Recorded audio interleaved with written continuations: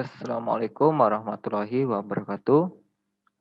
Sebelumnya perkenalkan nama saya Irfanul Rizky dengan NIM 06111181924006. Eh, di sini saya akan sedikit menjelaskan tentang taksonomi pembelajaran untuk memenuhi tugas dasar-dasar dan proses pembelajaran fisika dengan dosen pengampu Dr. Ketang Wiono SPD MPD dan Dr. Andes Abidin Pasaribu MM. Selanjutnya kita masuk ke pendahuluan. Nah, di sini menurut Benjamin taksonomi Bloom itu merujuk pada taksonomi yang dibuat untuk tujuan pendidikan. Nah, taksonomi ini sendiri itu pertama kali dikemukakan oleh Benjamin sekitar tahun 1956.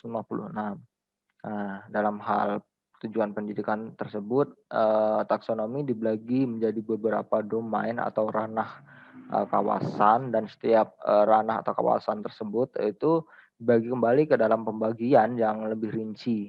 Nah, tujuan pendidikan itu dibagi dalam 3 domain atau 3 ranah atau kawasan. Pertama ada kognitif. Ranah kognitif yang berisi tentang perilaku-perilaku yang menekankan aspek intelektual seperti pengetahuan, pengertian, keterampilan, dan berpikir.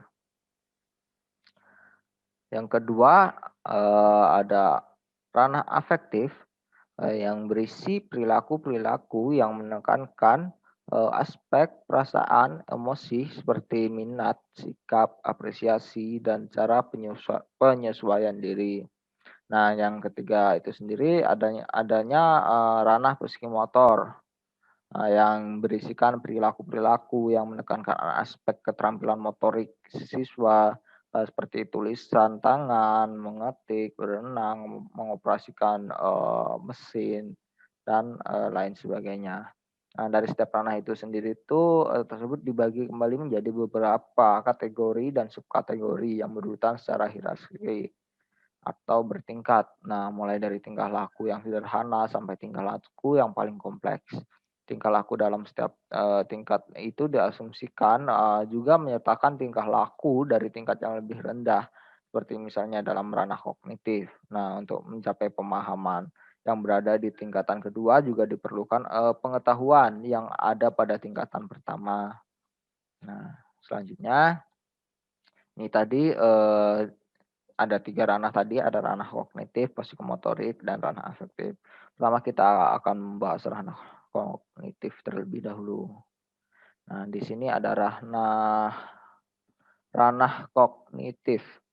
Ranah kognitif ialah ranah yang mencakup kegiatan mental atau otak kita. Menurut Benjamin sendiri atau Bloom, eh, segala upaya yang menyangkut aktivitas otak adalah termasuk dalam ranah kognitif. Nah, dalam ranah kognitif itu terdapat 6 aspek atau jenjang proses berpikir melalui dari jenjang terendah sampai dengan jenjang yang paling tinggi. Nah, keenam jenjang atau aspek yang dimaksud ialah adanya pengetahuan, hafalan, hitungan, adanya pemahaman, aplikasi, analisis, sintesis, dan evaluasi. Nah, selanjutnya ialah ranah afektif, di mana ranah afektif adalah ranah yang diberikan dengan sikap dan nilai. Ranah afektif mencakup otak perilaku seperti perasaan, minat, sikap, emosi, dan nilai. Pandangan atau pendapat, opini apabila mau mengukur aspek afektif yang berhubungan dengan pandangan siswa, maka pertanyaan yang disusun menghendaki respon yang melibatkan ekspresi, perasaan, atau pendapat pribadi siswa tersebut dalam hal-hal yang relatif sederhana, tetapi bukan fakta. Nah, yang kedua sendiri, sikap atau nilai, attitude, ciri-ciri dari hasil belajar afektif akan tampak pada peserta didik dalam berbagai tingkah laku seperti perhatiannya terhadap mata pelajaran pendidikan agama Islam, kedisiplinan dan mengikuti mata pelajaran agama di sekolah, motivasinya lebih tinggi untuk tahu lebih banyak, mengenai pelajaran agama Islam yang diterimanya. Atau juga, banyak sekali, perhatian, tidak hanya pada pembelajaran agama Islam, tetapi, pada pembelajaran pendidikan fisika, pendidikan matematika, dan banyak lagi. Banyak sekali pembelajaran-pembelajaran yang diajarkan, di dalam pembelajaran khususnya di sekolahan, sekolah formal. Nah, eee penghargaan atau rasa hormatnya terhadap guru, dalam melakukan pembelajaran dan sebagainya, ranah afektif ini menjadi lebih rinci lagi ke dalam 5 jenjang, yaitu receiving, responding, following, organization, characteristic by value or value complex.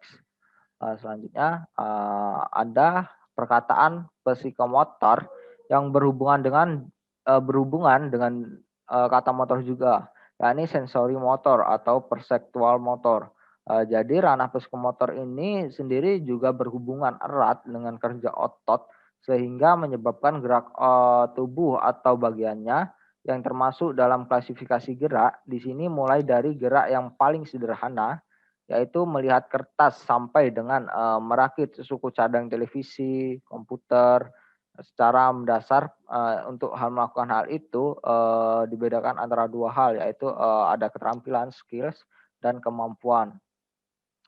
Nah, contohnya, seberapa terampil para siswa itu sendiri dalam menyiapkan alat-alat.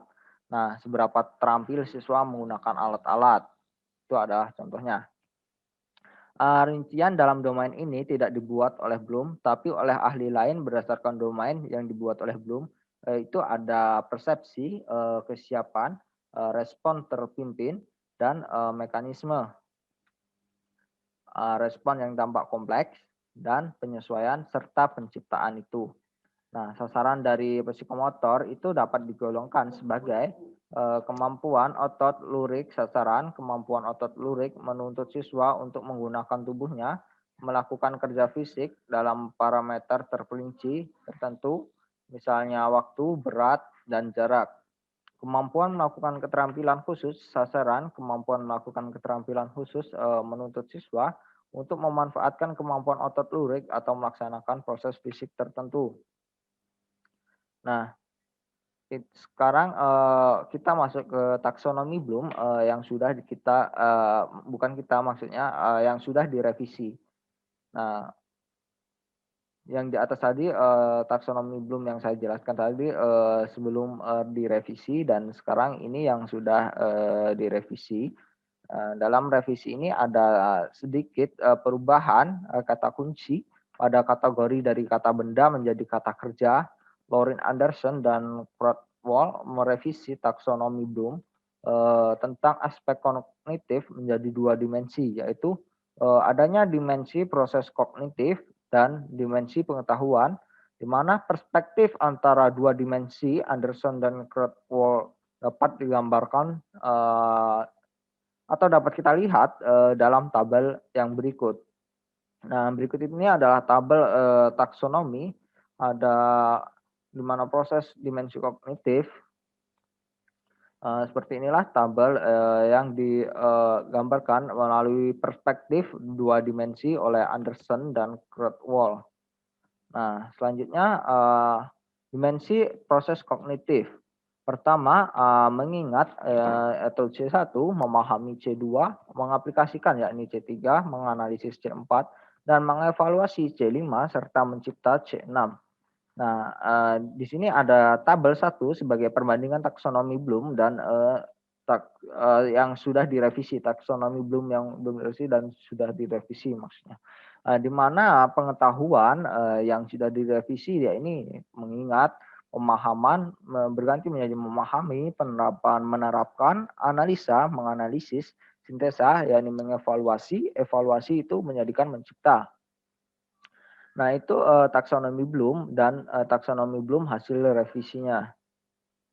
Nah dari tabel yang di atas tadi, maka kita tuh dapat, maka dapat bukan kita, maksudnya dari tabel di atas dapat kita kemukakan beberapa kesimpulan sebagai berikut.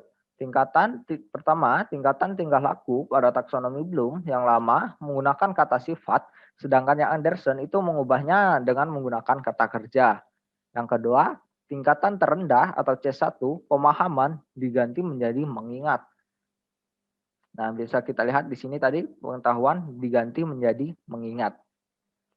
Nah, yang ketiga, tingkatan C5 sintesis dalam tingkatan C6 evaluasi dilebur menjadi mengevaluasi yang berkedudukan pada tingkatan C5. Sedangkan tingkatan C6 digantikan menjadi mencipta. Nah, selanjutnya ialah kita akan masuk ke dimensi pengetahuan, di mana aspek-aspek dari dimensi pengetahuan pada revisi taksonomi Bloom itu meliputi ada pengetahuan pertama, itu meliputi pengetahuan faktual peserta didik yang harus mengetahui elemen dasar untuk sebuah disiplin atau cara memecahkan masalah di dalamnya. Yang kedua itu sendiri ada pengetahuan secara konseptual terkaitan di antara unsur-unsur dasar struktur yang lebih besar yang memungkinkan mereka untuk berfungsi secara bersama-sama. Yang ketiga sendiri ada pengetahuan prosedural, di mana pengetahuan prosedural ini tentang cara melakukan sesuatu. Pengetahuan prosedural kerap kali berupa rangkaian atau langkah yang harus diikuti, mencakup tentang pengetahuan itu sendiri seperti adanya keterampilan, algoritma, teknik, dan metode yang semuanya itu disebut sebagai prosedur, urutan dalam melaksanakan suatu kegiatan. Nah, yang keempat ada pengetahuan metakognitif, di mana pengetahuan metakognitif ialah pengetahuan tentang kognisi secara umum dan kesadaran akan serta pengetahuan tentang kognisi diri sendiri. Nah, di mana pengetahuan metakognitif ini meliputi pengetahuan tentang strategi umum yang dapat dipakai untuk beragam tugas, kondisi-kondisi yang memungkinkan pemakaian strategi, tingkat efektivitas strategi, dan pengetahuan diri. Nah, mungkin itu tadi sedikit yang saya sampaikan tentang materi taksonomi pembelajaran setelah revisi dan yang sebelum revisi tadi. Nah, dari di atas tadi bisa kita simpulkan bahwa taksonomi Bloom ini dikembangkan dalam rangka untuk tujuan pendidikan dalam menyusun hierarki, maksudnya menyusun tujuan pendidikan secara hierarki dengan maksud untuk mengkategorisasikan hasil perubahan pada diri siswa sebagai hasil buah pembelajaran. Nah, secara garis besar terbagi menjadi 3 ranah tadi. Ada kognitif, ada afektif, dan psikomotor. Nah, pada tahun 1990 seorang murid Bloom yakni Laurin Anderson merevisi taksonomi ini dengan maksud untuk menyempurnakan sehingga sesuai dengan keadaan perkembangan dan kemajuan zaman serta teknologi yang semakin ke depan semakin maju. Nah, dalam revisi ini Anderson tetap mempertahankan klasifikasi hierarkis ranah kognitif dalam 6 tingkatan yang dibuat oleh Benjamin Bloom. Sebelumnya sekalipun dengan momen yang sedikit berbeda, misalnya dalam revisi ini ada perubahan kunci pada kategori dari kata benda menjadi kata kerja. Selain itu masing-masing kategori masih diurutkan secara hierarkis dari urutan yang terendah ke yang lebih tinggi. Nah, mungkin itu kesimpulan yang dapat kita ambil dari materi taksonomi pembelajaran yang sebelum direvisi yang dibuat oleh Bloom dan yang sudah direvisi oleh murid Bloom sendiri yakni Laurin Anderson. Mungkin itu materi yang dapat saya sampaikan dalam menyampaikan materi taksonomi pembelajaran.